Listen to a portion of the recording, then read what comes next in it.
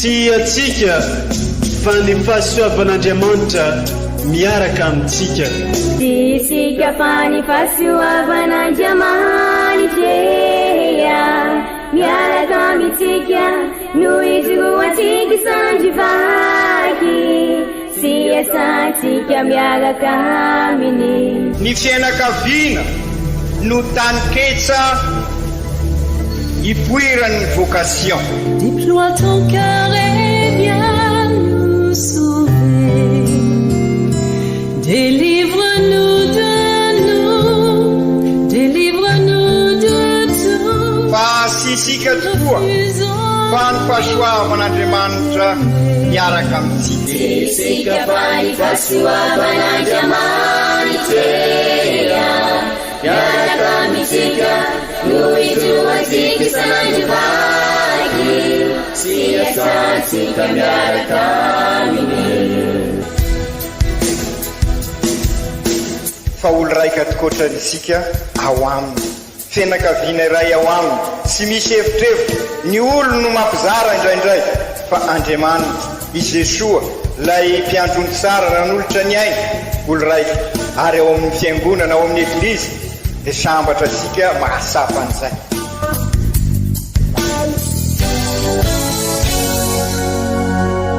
Olo araiky atsika atambatry ny fanahy masina kamiray, olo araiky ao amin'ny Kristy. Fandaram-pampianarana iarano amin'ny son excellence Monseigneur Benjamin Marc Caramarson eto amin'ny radio Fagnier.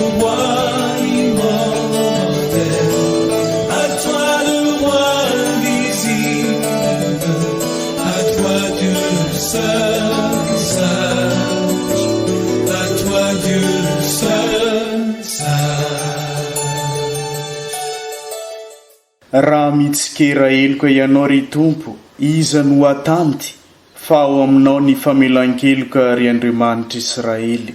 Salamo 7:20. Amin'ny fofeno fitiavana no iarabanantsika jiaby izay manaraka tsy tapaka ity onjam-peon'ny radio Fagnier mamitsika ity, izay onjam-peo mampitambatra antsika ho iray sady onjam-peo mitady mandrakariva ny anitatra ny fanjakan'Andriamanitra eto amin'ity diocèse mamitsika ity. Isoranay ianao izay mankamamy sy mankafy ny fampianarana sy toritenin'ny Monseigneur Archevêque eto amin'ity onjam-peon'ny radio Fagnier ity. Toloranay fiarabagna manokana antsika eo jiaby tratran'izao alahady fa 20 mandavantaona amin'ny taona be izao.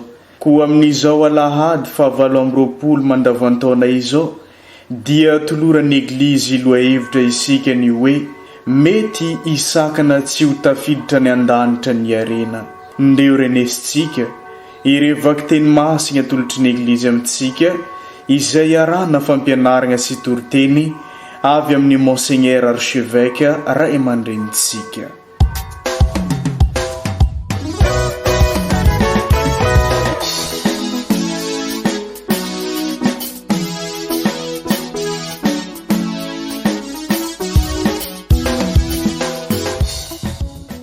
Boky fahendrena ny vavakao ka nomena ahy ny farany tantsaina, ny antso ao ka tonga tamiko ny fanahy fahendrena.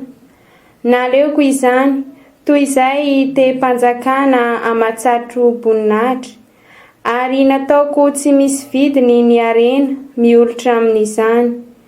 Tsy nampitoviko taminy ny vato sarobidy indrindra, fa fasika kely ihany ny volamena rehetra amin'izao tontolo izao miolotra aminy. Ary tsy maintsy ho fotaka ihany ny volafotsy mitaha aminy. Tiako noho ny asalamana amakatsaran-tare izy. Naleoko manana azy toy izay manana ny fahazavana, satria tsy mba maty naoviana ny fanilony.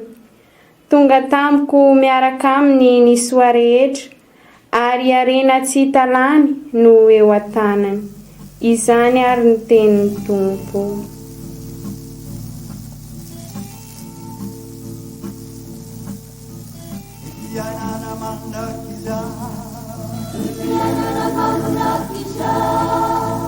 Mahal na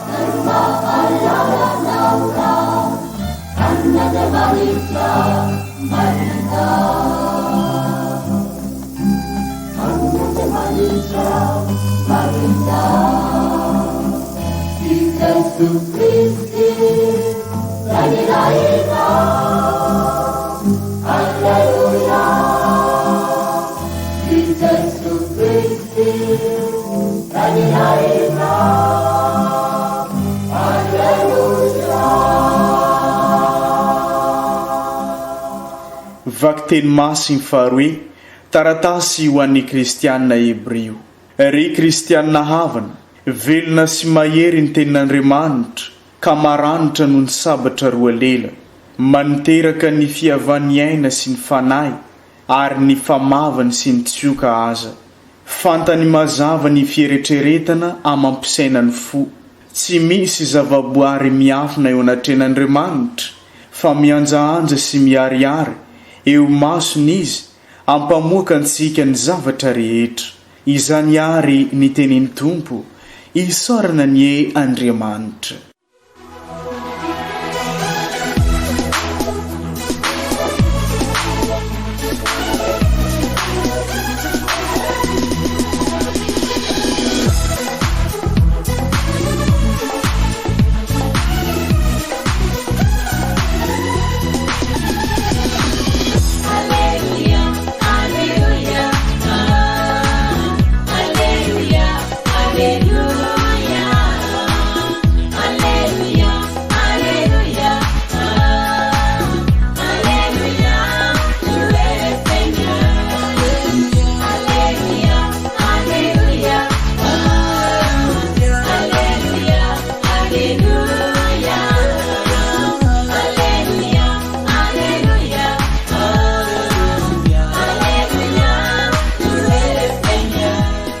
Ombatsika menakavany ny Tompo ho tanteraka tokony izany. Evanjely masiny soratan'ny Masinda Marika ivoninahitra ny ho anao ry Tompo. Tamin'izanandro zany no nivoaka andeha i Jesua dia nisy lehilahy anankiray nidododody nandoaliky teo anatrehany ke nanontany azy nagnano hoe: ry mpampianatra tsara ho, ino no ataoko nazoko fiainana mandrakizay? Ary hoy Jesua taminy: nahoana no ataonao hoe tsara aho? tsy misy tsara fa tsy Andriamanitra irery. Fantatrao ny didy hoe aza mijangajanga, aza mamono olo, aza mangalitra, aza mety vavolombelogno tsy mariny, aza manambaka, manajany rainao sy ray aman-dreninao. Dia hoy navaliny azy: mpampianatra eo, hatranombola kely aho no efa nitandigny zany rehetra izany. Ary nijery azy Jesua dia tia azy ka nagnano taminy hoe: zavatra ray aloha no tsy ampy aminao, mandehana amidio ny fananao rehetra ka omeny mahantra, dia nandrakitra ny an-danitra ianao. Ary rehefa izeny dia avy agnaraka ahy. Nampahory azy izany teny izany satria nanan-karem-be izy ka niala tamina alahelo. Ary nijery manodidina i Jesosy ka nanao tamin'ny mpianany hoe: akory ny asarotany idiran'ny mpanankarena ny fanjakan'Andriamanitra no nigaga tamin'izany teny izany ny mpianany. Dia hoy indray Jesosy taminy: sarotro anaka, ny idirany izay miankiny aminarena amin'ny fanjakan'Andriamanitra. Moramora kokoa ny idiran'ny rameva amin'ny vody fanjaitra no ny idiran'ny mpanankarena amin'ny fanjakan'Andriamanitra. Vao maika gaga izy ireo ka nifampilaza hoe izy ary no mety voavonjy. Fa nojereny Jesosy izy ka nilazany hoe amin'ny olombelona zavatra tsy vitan'izeny, tsy mba toy izany amin'Andriamanitra, satria mahavita ny zavatra rehetra Andriamanitra. Izany ary ny tenin'ny Tompo, derany ho anao ry Kristy.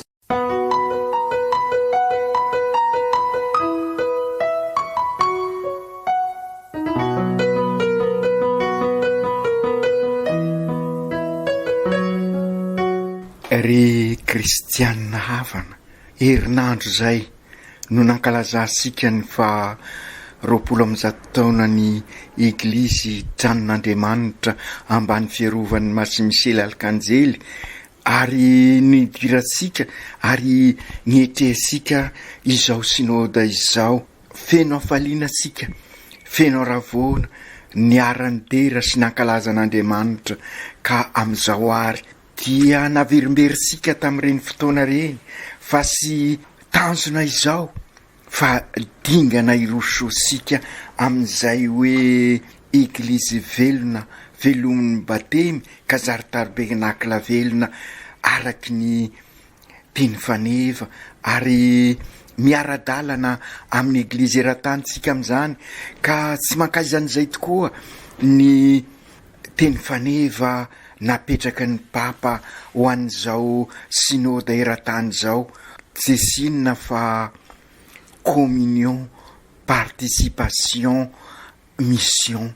Ary novany ny fomba entina manatanteraka an'izay sinoda izay, fa miainga avy any amin'ny fototra araky ny fanaosika, araky ny averimberitsika, fa any amin'ny fototra any nisy maintsy itoerany izay fandalinana sy fiaraha-midinika ary fiarahana manatanteraka ny sinoda izay. Ka araky ny lazaisika teo, mitovy ny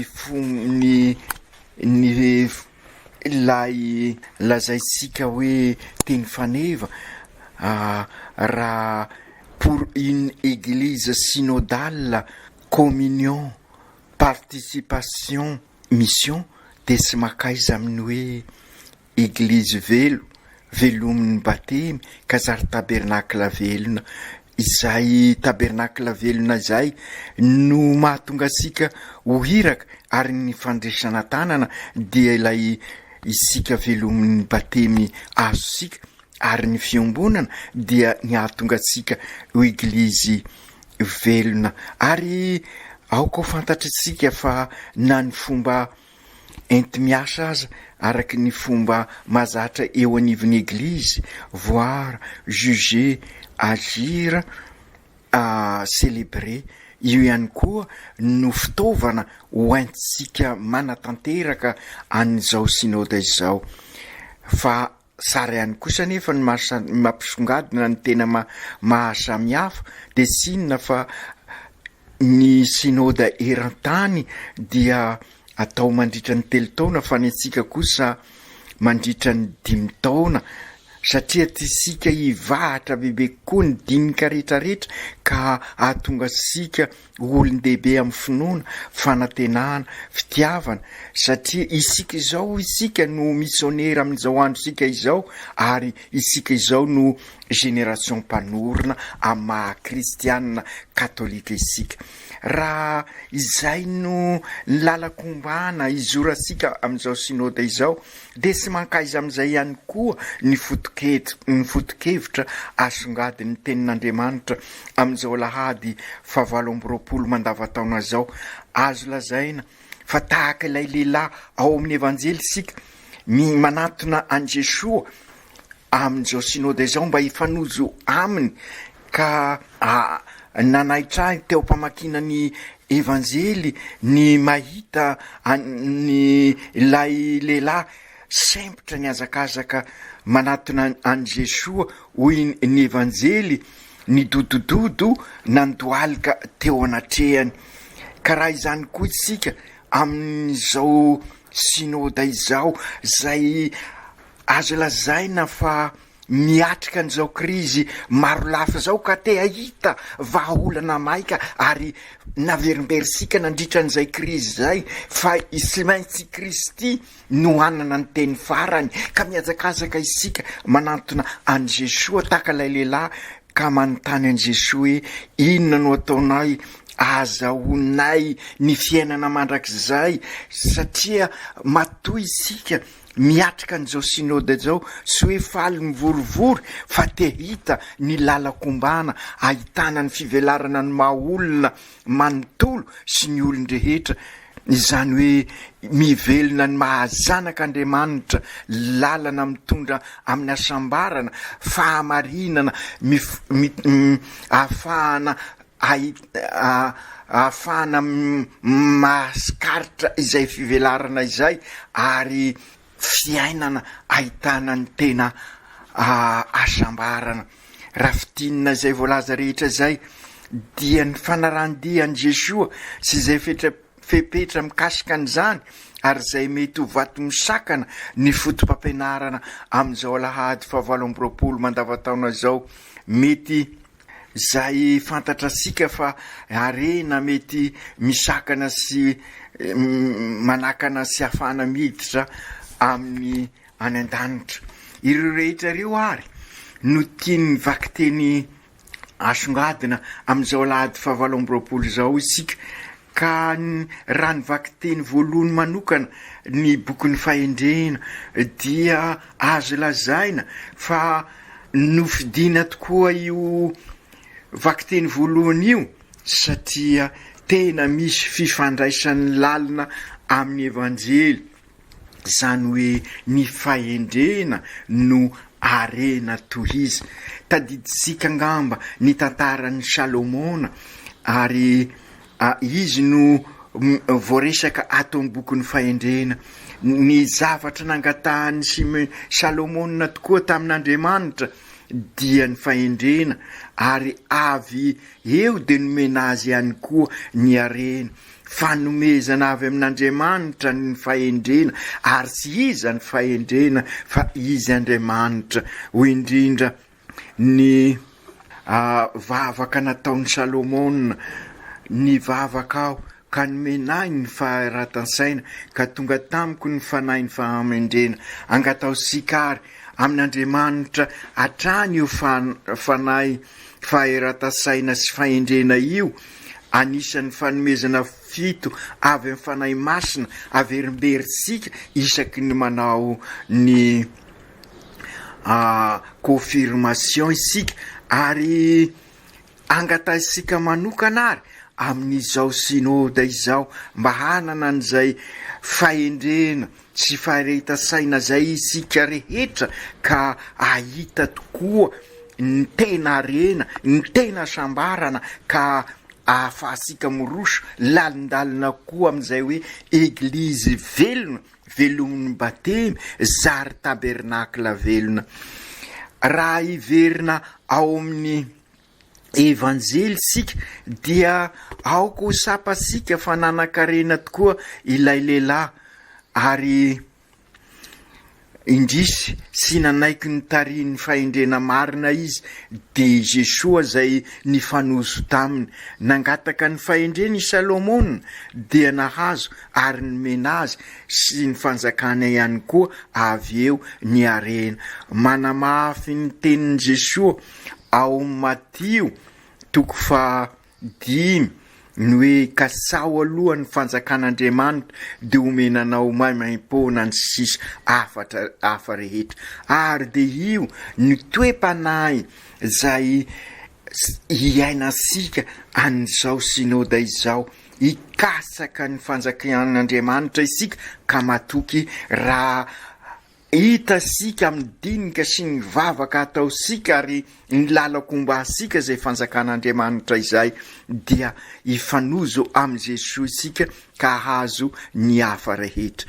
Angataosika ary ny fahendrena fantatry ny tenin'Andriamanitra mazava ny feritreretana mampisaina ny fo raha fitinina dia azo lazaina fa sy misy vidiny ny arena noho ny fahendrena.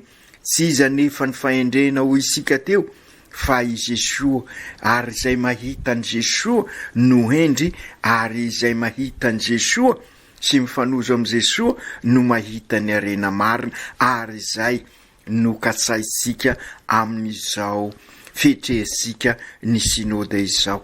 Zany rehetra izany no alalinsika ka angatasika ny fahasoavan'Andriamanitra ikatroka tokoa ary sika hiara-dalana sika ifampiaino sika hiara izery ny zavamisy ary isikeran zay zavamisy zay ka engany omen'Andriamanitra masom-pinoana isika ary masom-pinoana hitondra fanantenana ary masom-panantenana ampivelatra ny fitiavan'Andriamanitra ao amintsika ao ka matoky aritsika fa hosolovo ny fanahy masina ka ahita ny tena fahendrena marina de Kristy. Ny taratasy ao ny kristianina Hebreo raha lazaina koa de sy miala amin'izay satria manasa sika ny mpanoratra ny taratasy mba andray sy iaino ny tenin'Andriamanitra sy ny fambarany ary dia io no fototra sy maintsy iangasika amin'izao synôda izao ary ho indrindra ny taratasy ny Hebreo velona sy mahery ny tenin'Andriamanitra ka izay indrindra raha sy miaino na sy mandray azy sika dia mivily lalana ka tahaka n'ireo vahoaka n'Israely niara-ny fahatezerin'Andriamanitra tany anefitra. Ny tenin'Andriamanitra sy ny fambarany avy aminy de velona sy mahery mandrakariva ary izy ny fahendrena tena marina ho isika teo ary maranitra toy ny sabatra roa lela izy hoy ny mpanoratra ny taratasy ny Hebreo ka sy misy zavaboary miafina eo anatrehan'Andriamanitra fa mianjahanja sy miariary eo masony izy ampamoaka sika ny zavadrehetra ka izay indrindra no ezasika amin'izao synôda zao sy misy miafina amin'Andriamanitra tokoa ny momba sika sy ny ataosika rehetrarehetra eny fa na de nieritrerisika azy sy azo atao ny manafina sy mandainga amin'ny Andriamanitra ary na niraza sika aza dia mahasapan'izay ka nilaza hoe aza ny loasa mangina no zerena tsara koa nefa ny manipoka fa sakafo mamelona ansika ny tenin'Andriamanitra ka sady izy raha teo no tenin'Andriamanitra ary sakafo amin'ny Eukaristia tenany koa no raisika amin'ny Eukaristia ka raisina sy iainana isan'andro na sarotra sy mangidy aza araky ny bokyny ny mpaminany Jeremia de tokony atelina foana satria mahasara sika sy mitera-boka soa mety misy tokoa mangidy mety misy tokoa tena mavesatra vokatry n'izao synôda izao kanefa raha sapasika fa izay ny lalakombana dia tsy maintsy resika ampitokina sy magagary raha ny tenin'Andriamanitra no référence fototra amin'ny dinika rehetra ataosika. Raha izay ireo vakiteny roa dia ndeha ary hodiniantsika kely ny evanjely, na dia efa maro aza zay voalaza izay ataoko fa samy maniry ho sambatra isika, tsy misy te ho sambatra. Fa ilay lehilahy ao amin'ny evanjely dia azo lazaina fa sy sarapetraka loatra ny fanontaniana nataony, ary toa manambara sahady izay fisainany azy, ary azo lazaina ihany koa fa efa manana valiteny ao anatin'ny sainy ao izy, izany hoe efa manana arena izy, ka noheveriny fa fananana ny asambarana ary noheveriny fa mifaningotra ireo. Io no tena mahadisy fanantenana an'ilay lehilahy, satria efa maro ny ezaka nataony, ka naniry izy mba amafisiny Jesoa izany ezaka nataony zany, ka ahafany miroso lalindalina koa, ka natonga azy sy misalasala teo am-pandoliana, ary sy fampianaranao asika ihany koa no nataony. Inona no sy ampy amiko mba ho feny izay no fisainasika matetika. Io ny lôzika n'izao tontolo izao, izay matetika mitondra amin'ny fitiavatena sy ny fanilikiliana lavitra ny fiombonana, ka sy afaka anorina ny fiombonana. Fratelli tutti, olo raika, io fomba fisainana io, inona ny manky, inona no sy feno, ka tadiaviny atao angovo ny fomba amenona azy. Nefa raha nahenony valiteniny Jesoa isika dia tena contraire an'izay, satria sy hoe mameno manky fa ny esorina aza, afoizana aza, izay ny lalakombana azahoana ny afenona tanteraka, ka mifanohitra amin'ny lôzika n'izao tontolo izao izany. Io no io zany sy maintsy diniansika, ary sy maintsy manana fiovampenitra mahery vaika isika, satria fakapanay mandrakariva ny lôzika n'izao tontolo izao, hoe inona ny manky ato amiko, inona ny manky ao amin'ny eglizy, inona ny manky ao amin'ny fiarahamonina, ahafana mameno azy. Io ny lôzika. Nefa alohany ho tonga amin'izay ary ny fototra atongavan'izay ary ny loharano dia ny fahafoizana aloha, zany hoe sy maintsy manaiky izay manky, ka i Jesoa no mameno an'izay manky amidio ny fanananao. Zany hoe izay ao aminao kely aza sy maintsy atolotra anao dia avia manaraka ahy. Zay ny deuxième mouvement. Ary fahatelo dia ho lavrary ianao, fa sy ny lavrary ny voalohany fa mifanekena mpanetretena ny manky, ary dia mandray an'i Jesoa manontolo, dia izy ny mameno ny rehetrarehetra. Zay zany ny démarche sy maintsy atao. Tsy mety ho takatra ilay tovolahy zay manana izay démarche no lazaisika izay.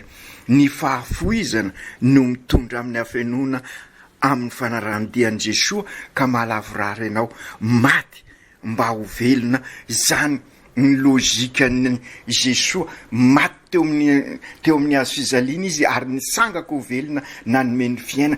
Ary zay koa zany sy maintsy lôzika atsika, mahantra mba zary ho mpanana any Kristy, lay fahendrena sy arena tokana sarobidy, ary afaka anana ny fivelarana marina tiany Jesoa. Eo no eo zany rehetra zany, amidio manamarina ny tenitsika hoe anio ny ho avy fa sy rampiso, ny any no avy fa sy amaray. Mizeran'ilay lehilahy Jesoa miandry valiny, mizery antsika sy kiraikiraiky izy am'izao, ary indrindra am'izao synôda izao, ary tiansika tahaka ny tiavany an'ilay lehilahy.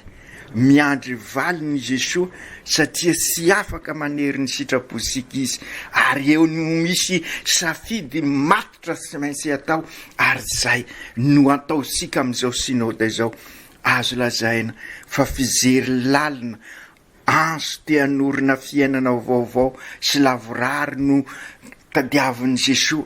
Azo lazaina fa anso mitondra amin'ny fahariana vaovao ka hitondra amin'ny tena sambarana, ary zay mipaka zay ankalazaisika, ary zay no azo lazaina naverimberisika hoe exode ho ansika izao synôda izao, paka miala amin'ny fahafatesana miditra amin'ny fiainana. Mila mifanozo nijerin'i Jesosy sy nijeritsika ka miova ny fiainasika, miova ho lavorary. Izany ihany koa no andrasasika amin'izao synôda izao.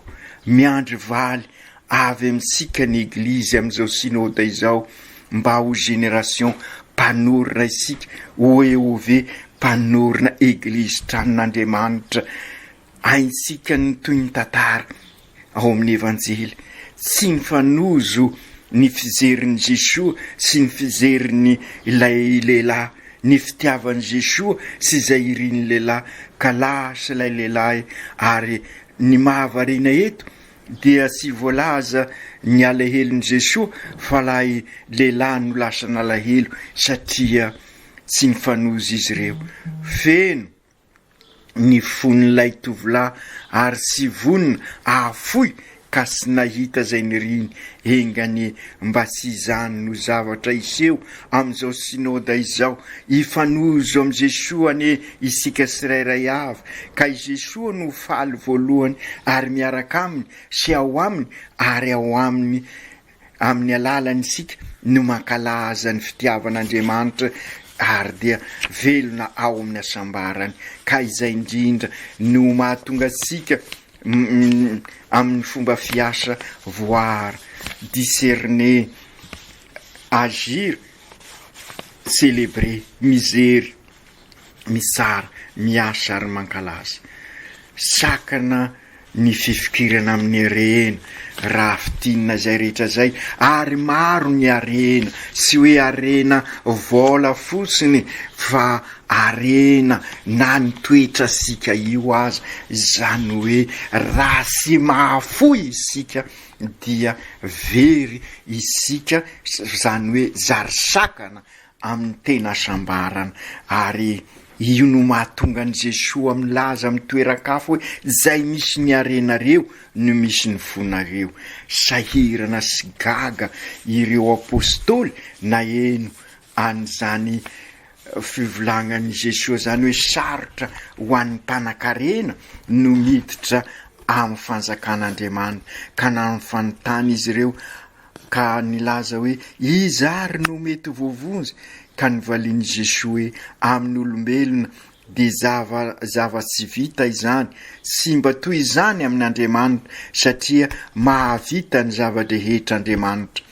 Zay tokoa ary kristianina havana, fanomezana ny famonjena, fanomezana ny finoana zay mitondra amin'izay famonjena zay, satria ny finoana dia vokatry ny safidy ary miteraka safidy, ary ny finoana ny atsapanao fa i Kristy no any arena tokana.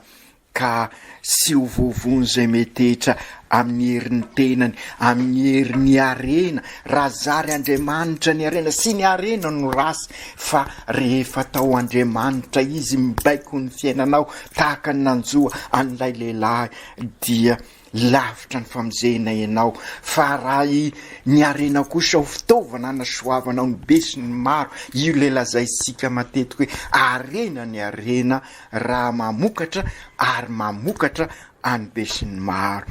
Dia hoy Piera tamin'i Jesosy, indro zahay efa nafoy ny zava-drehetra ka nanaraka anao. Dia hoy navalin'i Jesosy, lazaiko marina dia marina aminareo fa tsy misy olona mafoy trano na rahalahy na nabavy na reny na zanaka na tany noho ny fitiavanay sy ny evanjely ka sy mahazo zato eny ankehitriny amin'ity fiainany ity, dia trano, rahalahy, nabavy, reny, zanaka, tany na dia ao anatin'ny fanenjena aza ary ny fiainana mandrakizay amin'ny ho avy. Ilay mpanan-karena dia lasa tamin'ny kalahelo sy nafoy ny arenany ka sy nanaradian'i Jesosy. Ireo mpianatra indray kosa dia nafoy ny zava-drehetra ka nanaraka an Jesosy ankafaliana ahazo zatoeny etỳ tany sy any an-danitra izy ireo Jesosy mahafoy ny zavatra rehetra no ny fitiavana azy sy ny fitiavana ny evanjely. Misy ihany koa ny fanenjena kanefa nampananteny Jesosy fa azo ny fanjakany lanitra, fampianarana lalina de lalina misika zany amin'izao fanomboasika amin'ny fehitezisika ny synôda zao ambarany Jesosy amintsika hoe ny lalako ombana ary nanotanjona aza satria matoy tsika manao ny synôda zao isika dia mba ho sambatra ahita ny fahalavorariana ka ny fahafoizana